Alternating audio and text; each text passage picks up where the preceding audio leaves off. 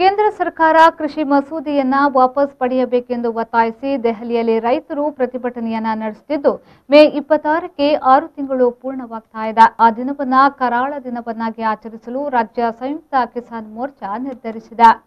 ಈ ಬಗ್ಗೆ ಮಾಧ್ಯಮಕ್ಕೆ ಪ್ರತಿಕ್ರಿಯೆ ನೀಡಿದ್ದ ಬಡಗಲಾಪುರ ನಾಗೇಂದ್ರ ಅವರು, ಕಳೆದ 6 ತಿಂಗಳಿಂದ ರೈತರು ಪ್ರತಿಭಟನೆ ಮಾಡಿದರೂ ಕೂಡ ಸರ್ಕಾರ ರೈತರನ್ನ ನಿರ್ಲಕ್ಷಿಸಿದೆ. 2014ರ ಮೇ ತಿಂಗಳಲ್ಲಿ ಅಧಿಕಾರಕ್ಕೆ ಬಂದ ಈ ಎನ್ಡಿಎ ಸರ್ಕಾರ ಜನ ವಿರೋಧಿಯಾಗಿದೆ. ದೆಹಲಿ ರೈತರ ಧರಣಿಯನ್ನ ಬೆಂಬಲಿಸಿ ಮೇ 26ರಂದು ರೈತರು ಕಪ್ಪು ಮಾಸ್ಕ್ ಧರಿಸುವ ಜೊತೆಗೆ ಕೈಗೆ ಕಪ್ಪು ಪಟ್ಟಿ ಕಟ್ಟಿಕೊಂಡು ರೈತರ ಮನೆಗಳ ಮೇಲೂ ಕಪ್ಪು ಬಾವುಟ ಹಾರಲಿದೆ. ಈ ಮೂಲಕ ಕರಾಳ ದಿನವನ್ನ ಆಚರಿಸಲಿದ್ದೇವೆ ಎಂದು ಹೇಳಿದ್ರು. ಮೇ 26ಕ್ಕೆ 6 ತಿಂಗಳಾಯಿತು. ಆದರೆ ಸರ್ಕಾರ ಈ ಚಳುವಳಿಯನ್ನು ತುಂಬಾ ನಿರ್ಲಕ್ಷ್ಯ ಮಾಡ್ತಾ ಇದೆ. ಮಾತುಕತೆಯೂ ಕೂಡ ಮುಂದೆ ಆಗದೆ ಉಡಾಪೆ ಮಾಡ್ತಾ ಇದೆ.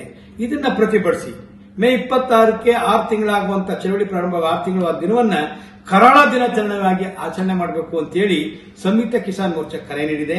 ಕರ್ನಾಟಕದಲ್ಲಿ ಸಂಯುಕ್ತ ಹೋರಾಟ ಕರ್ನಾಟಕ ನಾವು ಇದನ್ನ ಈ ಕರ್ನಾಟಕದಲ್ಲಿ ಯಶಸ್ವಿಗೊಳಿಸಕ್ಕೆ ತೀರ್ಮಾನ ಮಾಡಿದೆ. ಅವತ್ತು ನಮ್ಮ ಮನೆಗಳ ಮೇಲೆ, ಕಚೇರಿಯ ಮೇಲೆ ನಾವು ಕಪ್ಪು ಬಾವುಟವನ್ನ ಆರಿಸ್ತೀವಿ, ಮತ್ತು ಹೊಲಗಳಲ್ಲಿ ಕಪ್ಪು ಬಾವುಟವನ್ನು ನೆಟ್ಟಿ ಅಲ್ಲಿ ಪ್ರತಿಭಟನೆ ಮಾಡ್ತೀವಿ, ಬಾಯಿಗೆ ಕಪ್ಪು ಮಾಸ್ಕ್ ಅನ್ನ ಹಾಕೊಳ್ತೀವಿ, ಜೊತೆಗೆ ಕಪ್ಪು ರಿಬ್ಬನ್ ಅನ್ನ ತೋಳು ಕಟ್ಕೊಳ್ತಿದೀವಿ.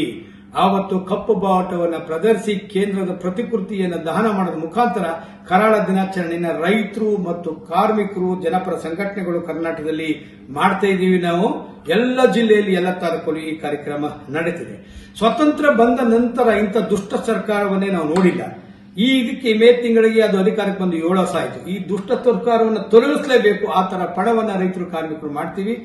26ನೇ ತಾರೀಕು ಕರಾಳ ದಿನಾಚರಣೆ ದೇಶಾದ್ಯಂತ ನಡೀತಿದೆ.